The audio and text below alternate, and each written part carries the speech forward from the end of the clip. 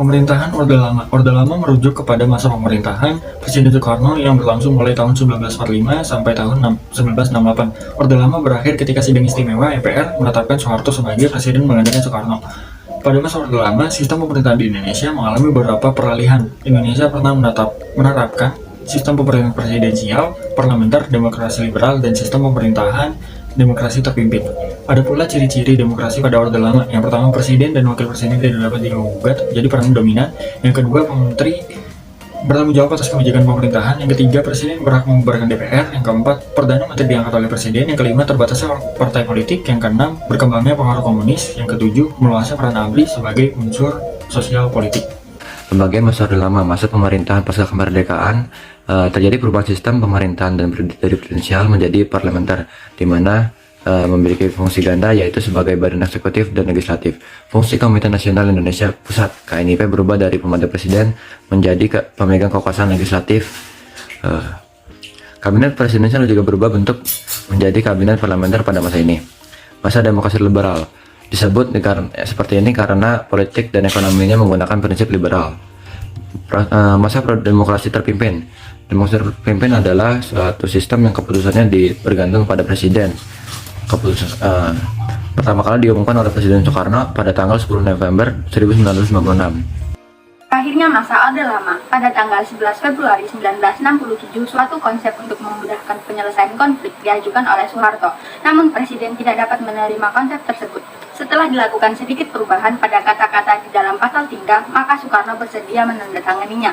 Kemudian, pada tanggal 23 Februari 1967 di Istana Negara, kekuasaan pemerintahan secara resmi diserahkan kepada pemegang super semar yaitu Jenderal Soeharto. Sebulan kemudian diadakan sidang istimewa MPRS untuk mengukuhkan pengunduran diri Soekarno sebagai presiden dan juga mengangkat Jenderal Soeharto sebagai presiden secara resmi. Pemerintahan Orde Baru. Orde Baru adalah rezim yang pernah berkuasa di Indonesia selama kurang lebih 32 tahun, yaitu 1966 hingga 1998. Penamaan ini dipergunakan sebagai perbandingan dengan Orde Lama, sehingga pemerintahan ini dianggap sebagai pembaharunya. Indonesia mengubah struktur ekonomi, politik, sosial, budaya, dan bidang-bidang kehidupan lainnya.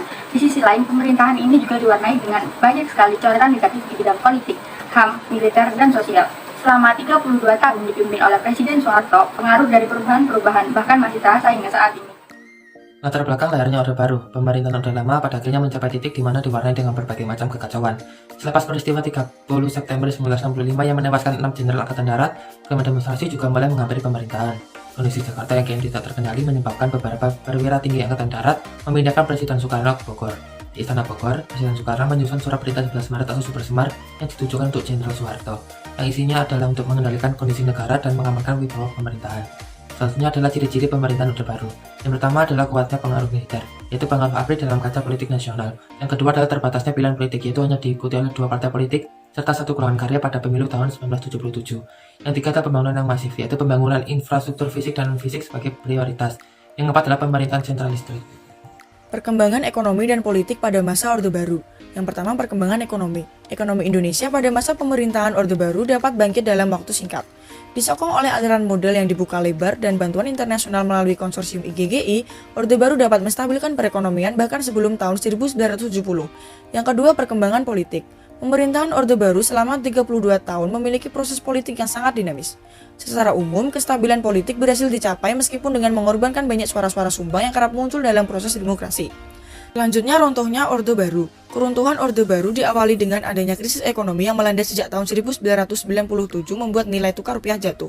Bantuan dari IMF sebesar 43 miliar US dollar dan pembaharuan kebijakan tidak membawa dampak positif sehingga krisis ini menjalar menjadi krisis politik.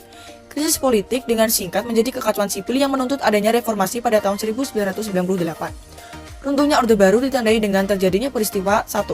Penghapusan duifungsi ABRI, 2. Penurunan dan pengadilan terhadap Soeharto dan kroni-kroninya. Yang ketiga, penghapusan praktek KKN. Yang keempat, penegakan supremasi hukum. Yang kelima, amandemen Undang-Undang Dasar 1945. Yang keenam, pelaksanaan otonomi daerah seluas-luasnya. Era reformasi. Reformasi adalah perubahan secara drastis untuk perbaikan atau di bidang sosial, politik, atau agama dalam suatu masyarakat atau negara. Di Indonesia, kata reformasi umumnya merujuk kepada gerakan mahasiswa pada tahun 1998 yang menjatuhkan kekuasaan Presiden Soeharto atau era setelah Orde Baru, yaitu era reformasi. Dalam hal ini, reformasi yang terjadi di Indonesia pada 1998 merupakan perubahan drastis yang mengubah kehidupan masyarakat Indonesia secara keseluruhan, tidak hanya pemerintahan saja. Era reformasi adalah suatu masa di mana terdapat suatu perubahan yang besar dan menyeluruh. Latar belakang, gerakan reformasi lahir sebagai jawaban atas krisis yang melanda berbagai segi kehidupan, krisis politik, ekonomi, hukum, dan krisis sosial merupakan faktor yang mendorong lahirnya gerakan reformasi.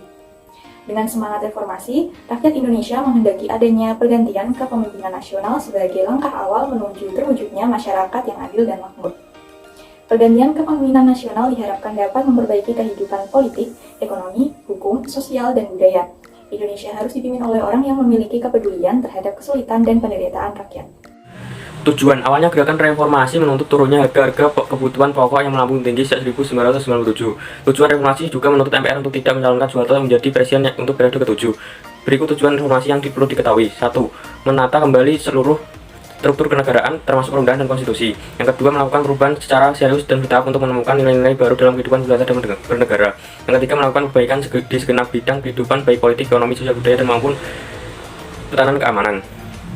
Ciri pemerintahan reformasi. 1. Adanya partai politik yang independen, tidak dipengaruhi kekuasaan birokrat, militer, dan mempunyai dukungan luas dari masyarakat. Yang kedua, adanya konsensus atau persetujuan umum mengenai aturan main politik menyangkut pengambilan keputusan dan nilai-nilai ekonomi, sosial, dan budaya. Yang ketiga, adanya pemberdayaan masyarakat sipil melalui penyampaian informasi secara transparan sehingga bisa mengambil sikap terhadap permasalahan politik negara. Yang keempat, adanya penguatan lembaga-lembaga perwakilan rakyat sehingga dapat melakukan fungsi kontrol dengan baik. Yang kelima, pemilihan langsung kepala pemerintahan. Perekonomian pada era reformasi. Sejak berlangsungnya krisis moneter pada tahun 97, ekonomi Indonesia mulai mengalami keterpurukan. Keadaan perekonomian makin buruk dan kesejahteraan rakyat makin menurun. Krisis 97 tidak pernah berpihak kepada petani. Apabila pendapatan petani meningkat, maka permintaan pertanian terhadap barang non-pertanian juga meningkat.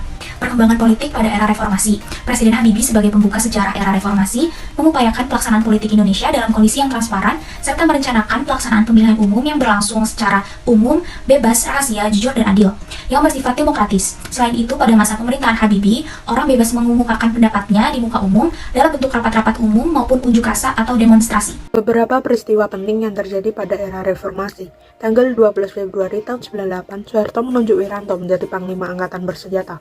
Tanggal 5 Maret tahun 98, 20 mahasiswa UI menandatangani gedung DPR MPR untuk menyatakan penolakan terhadap pidato pertanggungjawaban Presiden yang disampaikan pada sidang umum MPR dan menyerahkan agenda reformasi nasional. Tanggal 10 Maret tahun 98, Soeharto terpilih kembali untuk masa jabatan 5 tahun yang ke-7 kalinya dengan menggandeng B.J. Habibie sebagai wakil presiden. Tanggal 14 Maret tahun 98, Soeharto mengumumkan kabinet baru yang dinamai dengan Kabinet Pembangunan 7. Sikap yang mencerminkan pelaksanaan nilai-nilai demokrasi pada lingkungan kampus, ikut berpartisipasi dalam kegiatan kampus, ikut aktif dalam organisasi, menghargai pendapat orang lain. Pada lingkungan keluarga, saling menghormati dan menyayangi. Pada lingkungan masyarakat, ikut serta dalam kegiatan gotong royong. Kesimpulannya adalah, pada masa Orde Lama, masa demokrasi dibagi menjadi dua bagian, yaitu masa demokrasi liberal dan masa demokrasi terpimpin. Pada masa demokrasi terpimpin, terjadi konflik yang disebut G30 SPKI yang kemudian menjadi sebab berakhirnya Orde Lama dan dimulainya Orde Baru. Orde Baru berlangsung selama 32 tahun, yang dalam masanya terdapat banyak coretan negatif dalam bidang politik, hak asasi manusia, militer, serta sosial. Pada akhir Orde Baru, terdapat krisis ekonomi dan politik yang besar yang kemudian menyebabkan terjadinya gerakan reformasi. Era reformasi dimulai dengan perubahan drastis untuk perbaikan dan dalam bidang sosial, politik, dan agama dalam masyarakat serta negara.